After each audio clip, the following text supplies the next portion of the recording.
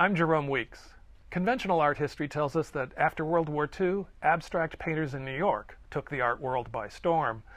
But there actually was a widespread abstract movement decades earlier, and it extended from Argentina to America. So what was it, and what happened to it? Constructive Spirit is a new exhibition at the Amon Carter Museum, opening June 26th. It details the development of abstract art in South and North America from the 1920s through the 1950s. Mary Kate O'Hare is an associate curator at the Newark Museum in New Jersey, where this exhibition originated. Mary Kate, welcome to Think. Thank you for having me. Now, when this show opened in February in Newark, a lot of people in the media treated it almost as a revelation. So why was this art movement more or less forgotten? Well, I think there's a lot of reasons for that.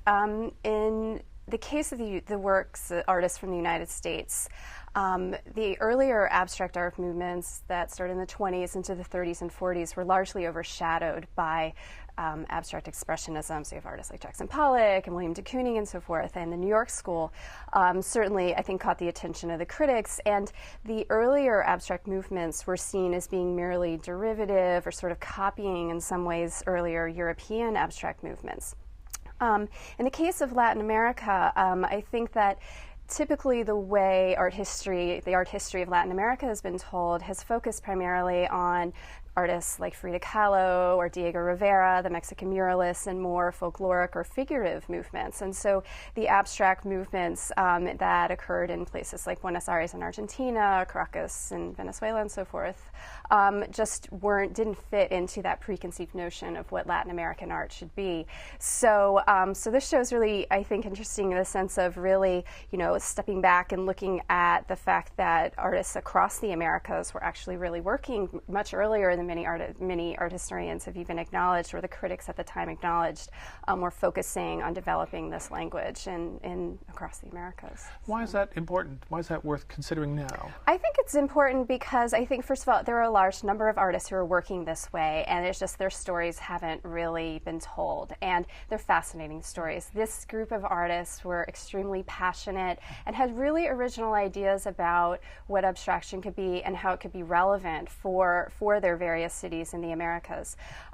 So I think, too, what we're seeing, it's really interesting to look at the art world now as well, because a number of artists are returning to the form of geometric abstraction and modernist abstraction, and are starting this interest of looking back and seeing what had been done before and learning from that. So I think it's just really great to get these stories out, and I think artists and art historians can learn a lot as well by sort of looking at this history, afresh, and which I think it's really new for a lot of people.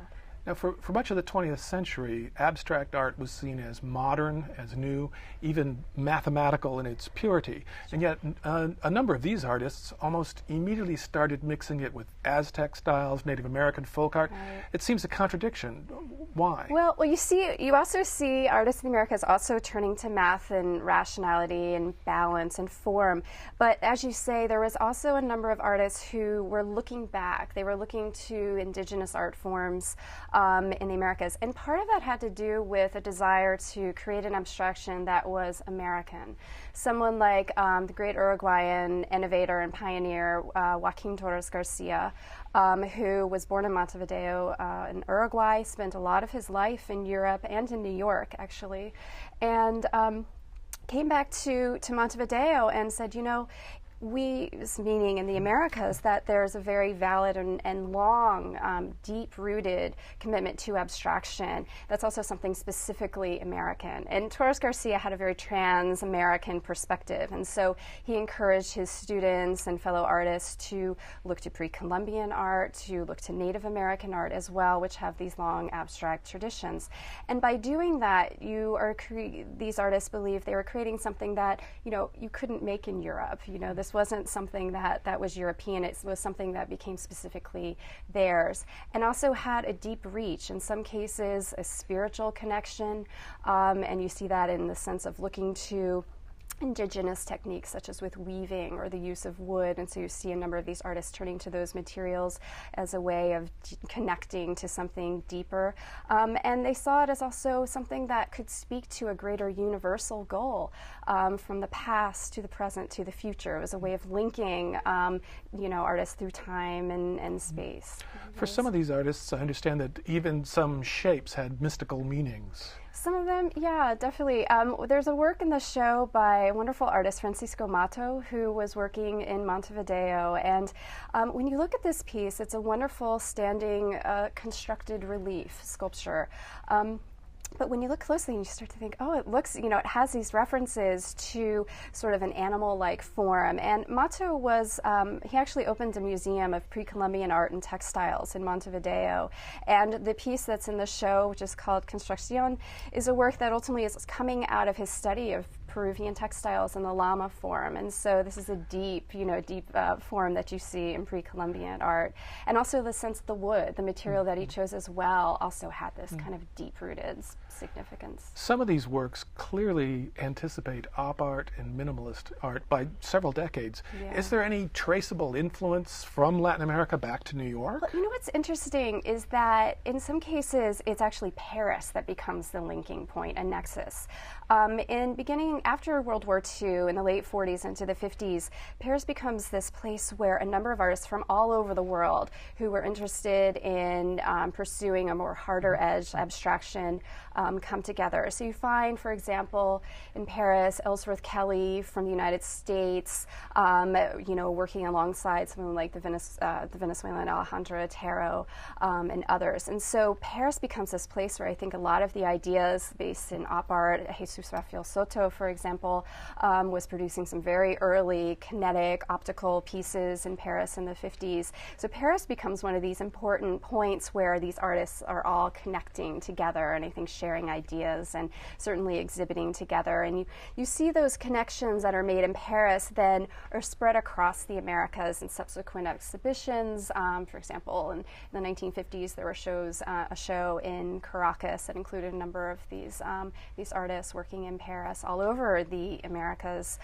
to publications and things like that, which also became an important sort of networking way of keeping in touch and spreading their ideas. But it is really interesting. Again, I think one of the neat aspects about the show is looking to this earlier period, because typically art, happened in the 60s, but looking to this earlier period shows these really incredible, I think, ideas that are occurring much earlier than we've given credit.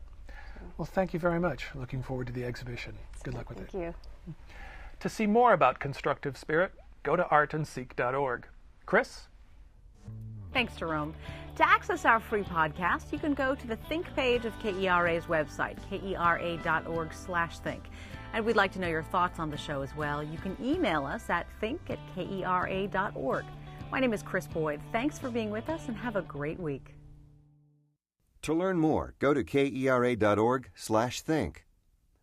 Think is made possible in part by Del Perot Systems. Del Perot Systems develops and delivers a comprehensive suite of IT and application services, business process solutions, and consulting services designed to help customers succeed. For more information, you can visit Dell.com. By Southwest Securities, a nationally recognized regional brokerage firm that's been meeting the needs of Southwest investors for more than 30 years. Southwest Securities is a member of the New York Stock Exchange and SIPC. By the Executive Education Center at the University of Texas at Dallas, providing degree and non-degree programs to help corporate professionals and executives stay ahead. On the web at som.utdallas.edu/executive. And by the valued support of KERA members. Thank you.